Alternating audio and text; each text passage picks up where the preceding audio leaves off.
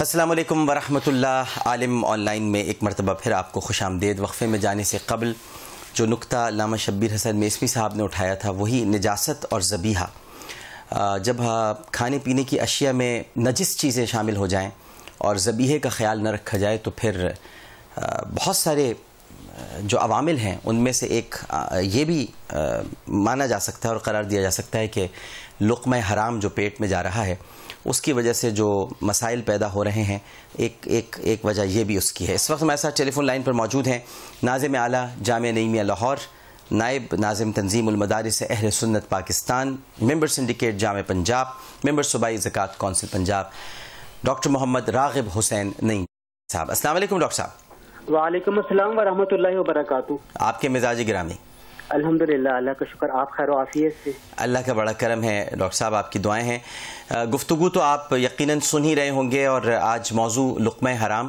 یہ بتائیے، یہاں پر ابھی علماء کرام سے بھی گفتگو ہو رہی تھی اور انہوں نے بھی یہ نکتہ اٹھایا، کچھ کالرز بھی ہم سے بات کر رہے تھے، کیا یہ ممکن ہے ڈاکٹر صاحب کہ جو ہم نجاست کھا رہے ہیں اور مطلب ہمیں یہ کہنے میں بھی کوئی عار نہیں ہونا چاہیے اور یہ اعتراف کر لینا چاہیے کہ ہماری کھانے پینے کی اشیاء میں زیادہ تر جو ہم اشیاء کھا رہے ہیں اس میں ملاوٹ بھی ہوتی ہے، نجاست بھی شامل ہوتی ہے کیونکہ ہمیں یقین نہیں ہے اور ذبیحے کا خیال بھی نہیں رکھا جاتا؟ کیا اس کی وجہ سے بھی ہمارے دلوں میں سختی آ گئی ہے، ہمیں اب احساس نہیں ہوتا اپنے کسی مسلمان بھائی کی موت کا، اس کی ہلاکت کا یا اس کی شہادت کا؟ کیا یہ بات درست ہے؟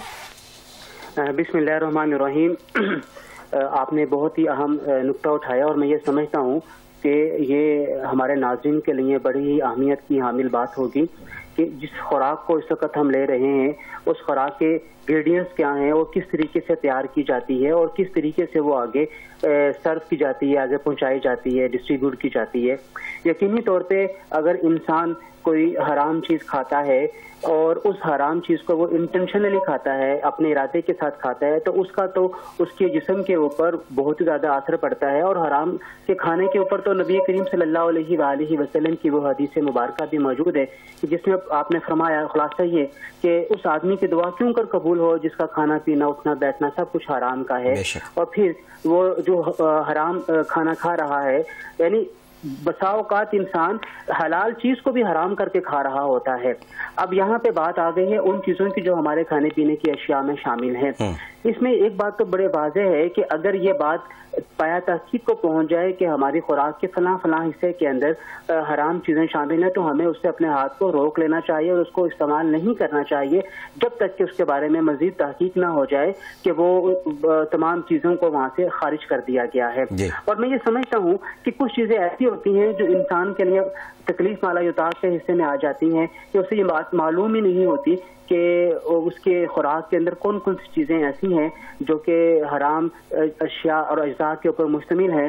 وہاں پہ تو چونکہ اس کو معلوم نہیں ہے، حالانکہ آج کے زمانے میں معلوم کرنا انسان کے لیے، مسلمان کے لیے بہت ضروری ہے، لیکن اگر وہ معلوم نہیں رکھتا ہے تو اس کے لیے کھانا تو وہ جائز ہوگا کیونکہ اس کے علم میں یہ بات نہیں ہے، لیکن اس کا بیچنا اس آدمی کے لیے جس نے وہ چیز تیار کی ہے وہ اس کے لیے جائز نہیں ہوگا کیونکہ وہ جانتا ہے کہ اس کے اندر یہ چیزیں حرام کی شامل ہیں۔ ٹھیک ہے، بالکل ٹھیک ہے، بالکل ٹھیک ہے۔ ڈاکٹر محمد راغب حسین نعیمی صاحب، ایک کالر بھی ہمیں موجود ہیں۔ السلام علیکم۔ السلام علیکم جی فرمائیے جناب۔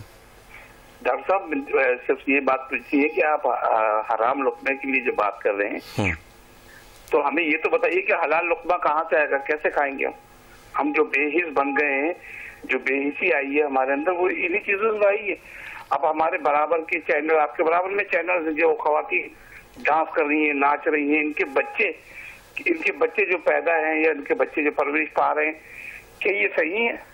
اور بے حسی کا سب سے بڑا وہ ہے کہ ہمارے جس میں جو حرام لقمہ جا رہا ہے پورے پاکستان میں حرام ہے۔ کوئی جو علماء یا عالم یا کوئی بھی آدمی ہے یہ کیسے حلال کھا رہے ہیں، مجھے اس کے بارے میں ذرا بتا دیں گے تو مہربانی ہوگی۔ ایک اور کالر موجود ہیں۔ جی السلام علیکم۔ السلام علیکم عامر صاحب، سب سے پہلے تو آپ کو اتنا خوبصورت پروگرام پیش کرنے پر دل کی گہرائیوں سے مبارکباد دیتا ہوں۔ میں کراچی ڈیفینس چینل سے بات کر رہا ہوں، میرا نام ناصر شریف ہے۔ جناب ناصر صاحب، آپ کے پاس تمام علماء کرام کو میرا بہت بہت السلام علیکم۔ وعلیکم السلام۔ وعلیکم السلام۔ عامر صاحب، سب سے پہلے تو آپ کی پیشانی پر بوسہ دینا چاہتا ہوں کہ اتنا خوبصورت جو آپ پروگرام پیش کرتے ہیں، اللہ تعالیٰ آپ کو اس کا جزائے خیر متصل صدقہ جاریہ آپ کر رہے ہیں، بہت شکریہ، اس قوم کو سدھار رہے ہیں۔ بھائی میرا آپ سے ایک سوال ہے، وہ سوال یہ ہے کہ دیکھیے جو جھوٹ کے ذریعے جو منافع کمایا جا رہا ہے، جو شاپس میں، سپر مارکیٹس میں، کیا وہ سب کچھ کسی حرام کے زمرے میں آتا ہے؟ بس میرا آپ کو یہی سوال ہے، اگر یہ سب حرام کے زمرے میں آ رہا ہے تو ہم تو سب حرام کھا رہے ہیں۔ جی بالکل ٹھیک ہے، بالکل ٹھیک ہے۔ اچھا میسمی صاحب، ایک بڑا اہم نقطہ سامنے آیا ہے، میں بھی بھول گیا تھا اور سوال سے مجھے یاد آیا۔ آپ اس دن فرما رہے تھے کہ ٹی وی پر یہ جو چیزیں ہم دیکھتے ہیں اس کے بھی اثرات ہوتے ہیں، یعنی یہ بےہودگی۔ اچھا صبح ہی صبح، اب میں کہنا چاہتا ہوں حالانکہ میں اپنے ہی چینل پر اس وقت یہ پروگرام کر رہا ہوں، لیکن میں کبھی بھی اس چیز سے آپ جانتے ہیں کہ میں نے کبھی بھی پس و پیش سے کام نہیں لیا۔ مجھے خود بہت الجھن ہوتی ہے کہ صبح اٹھ کر اللہ رسول کا نام ہو، کوئی آیتیں پڑھے، انسان اپنے رب کو یاد کرے، جس طرح سے بھی یاد کرے، چلیے آیت نہیں پڑھ سکتا لیکن اللہ کو تو یاد کرے۔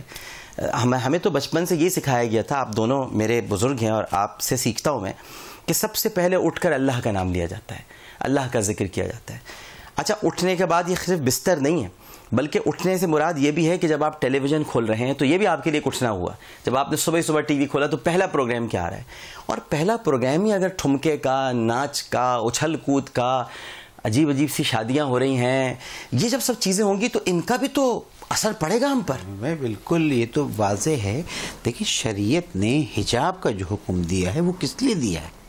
مجھے تو تعجب ہوتا ہے سپریم کورٹ کے چیف جسٹسز پر کہ وہ بہت سی چیزوں پہ سو موٹو لیتے ہیں۔ یہ اسلام کے خلاف اتنی چیزیں ہونے دیکھیں، کسی ایک چینل کی بات نہیں ہو رہی، کوئی ایسا برا نہ مانے۔ ایک جنرل بات یاد ہے کہ ہم نے ایک بار اشتہار پہ بھی بات کی کہ یہ چیز شریعت بورڈ کو یا ایڈیٹری کونسل کو یا جو اتنے بڑے بڑے علماء کے بورڈز ہیں کہ ان کو سو موٹو لینا چاہیے کہ جناب جہاں شریعت کی پابندی کی بات کر رہے ہیں وہاں پر حجاب تو ایک بیسک چیز ہے۔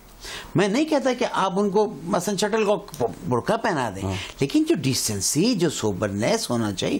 صبح اٹھتے ہیں ہماری بہنوں، ماؤں، بیٹیوں کو کیا دکھایا جاتا ہے؟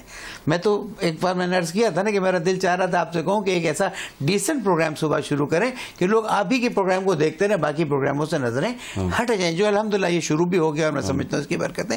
یہ جو گندی چیزیں چاہے روڈ پہ ایڈورٹیزمنٹ کے ذریعے آنکھوں میں جاتی ہیں یا ٹیلی ویژن میں چاہے ناچ گانوں کی ضرورت، اس کا اثر جس طرح نجس کھانے کا ہے اس سے زیادہ ہے، اور اس کا نتیجہ یہ ہے کہ حیا اور عفت اور پاک دامنی آہستہ آہستہ انسان سے چلی جاتی ہے۔ اب حیا کیا ہے؟ انسان کے اندر ایک ایسی حالت ہے کہ جس کی بنا پر وہ بہت سی چیزوں سے اپنے آپ کو بچاتا ہے اور معاشرے کو صاف رکھتا ہے۔ دیکھیں ایک میرے بیڈ روم کی چیز ہے، وہ میرے بیڈ روم تک انسان ہے، چاہے نیو یارک چلے جائیں، چاہے آپ ماؤنٹ ایوریسٹ چلے جائیں، انسان کی فطرت ہے وہ حیا میں رہتا ہے۔ لیکن جب ٹیلی ویژن پہ ہم آتے ہیں اور یہ حیا کے پردے چاک ہونا شروع ہوتے ہیں تو جن چاک کر رہے ہوتے ہیں ان پر بھی اثر جاتا ہے، جیسے انہوں نے کہا کہ ان کی بیٹیوں بچوں پہ کیا اثر جاتا ہوگا جو دیکھ رہے ہیں۔ آنکھوں کا تیر، حضرت امیر المومنین علی ابن ابی طالب السلام فرماتے ہیں کہ کمان سے نکلا ہوا تیر جو ہے وہ تو مس فائر ہو سکتا ہے اپنے الفاظ میں، لیکن آنکھوں کا نکلا ہوا تیر مس فائر نہیں ہوتا اور اس کا اثر سیدھا دل پر ہوتا ہے۔ نتیجہ یہ کہ انسان گناہ کی طرف مائل ہوتا ہے۔ چند ہفتوں پہلے آپ نے ایک دم چینلز پہ دیکھا کہ نابالغ بچوں کے ساتھ مسائل ہونا شروع ہو گئے، دوسری چیزیں شروع ہو گئی۔ کیوں ہوئی؟ یہ قساوت قلبی ہے نا۔ ہم صرف مرنے کی بات کرتے ہیں کہ جنازے دیکھتے ہیں اور ہوتا ہے، ان بچیوں ہماری بیٹیوں کے ساتھ زیادتی ہوتی ہے، یہ کیوں ہوتی ہے؟ ہم مجرم کو تو اتنا ذلیل کر دیتے ہیں لیکن جرم کی وجہ کی طرف کوئی توجہ نہیں ہوتی۔ میں سمجھتا ہوں کہ آپ کے ذریعے نفرت جرم سے کرو، مجرم سے نہیں۔ یہ بھی حضرت مولا کائنات کا قول مبارک ہے۔ اچھا ایک سوال بھی ہے نا، حلال لائیں کہاں سے؟ مطلب حلال لقمہ کھائیں۔ وہ کہہ رہے ہیں کہ آپ اتنی باتیں تو کر رہے ہیں، صحیح کہہ رہے ہیں وہ کہ حرام لقمے پر، یہ بتائیے حلال کیسے کھائیں؟ بس جہاں تک ڈاکٹر صاحب ہمارا بس چلتا ہے نا، اللہ تعالی ہم سے اتنا ہی مواخذہ کرے گا۔ لا یکلف اللہ نفسا الا وسعها۔ تو جتنا ہمارے بس میں ہے حرام سے بچنا، ہم اس سے بچیں۔ اور جہاں ہم بے بس ہیں پھر اللہ تعالیٰ جیسا انہوں نے فرمایا اللہ تعالیٰ غفور الرحیم ہے، وہ بخشے گا اس وقت جب ہم مستر ہیں، یعنی مجبور ہو گئے، اضطراری کیفیت، جی اضطراری کیفیت سے، جیسا انہوں نے فرمایا کہ حیا سے متعلق تو رسول صلی اللہ علیہ وسلم نے فرمایا کہ اذا لم تستحی فاصنع ما شئت، کہ جب تیرے اندر حیا کا جنازہ ہی نکل جائے پھر تجھے روک ٹوک کوئی نہیں ہے، جو دل میں آئے، جس میں حیا نہیں جو چاہے کرے، جو چاہے کرے، یعنی اس کا مطلب یہ ہے کہ پھر روز آخرت ہی تجھ سے نمٹا جائے گا، جو چاہو کرو، اب دنیا میں تم پر کوئی پابندی، یعنی تجھے تیرے ہی نفس کے حوالے کر دیا۔ اب آپ دیکھیں ڈاکٹر صاحب، حضرت شعیب علیہ السلام نابینا تھے، اللہ کے پیغمبر ہیں نابینا، ان کی 2 بیٹیاں ہیں جن کو موسیٰ علیہ السلام نے ان کی بکریوں کو بھی اور ان کو بھی روزمرہ کے حساب سے پہلے پانی پلا دیا اور وہ گھر جلدی چلی گئی۔ تو باپ نے تعجب سے پوچھا کہ آج جلدی کیسے آ گئی؟ تو انہوں نے بتایا کہ وہ ایک اللہ کا کوئی نیک بندہ تھا، انہوں نے ہمیں پانی پلا دیا۔ تو اس نے حضرت شعیب علیہ السلام نے ایک بیٹی کو موسیٰ علیہ السلام کو بلوانے کے لیے بھیجا۔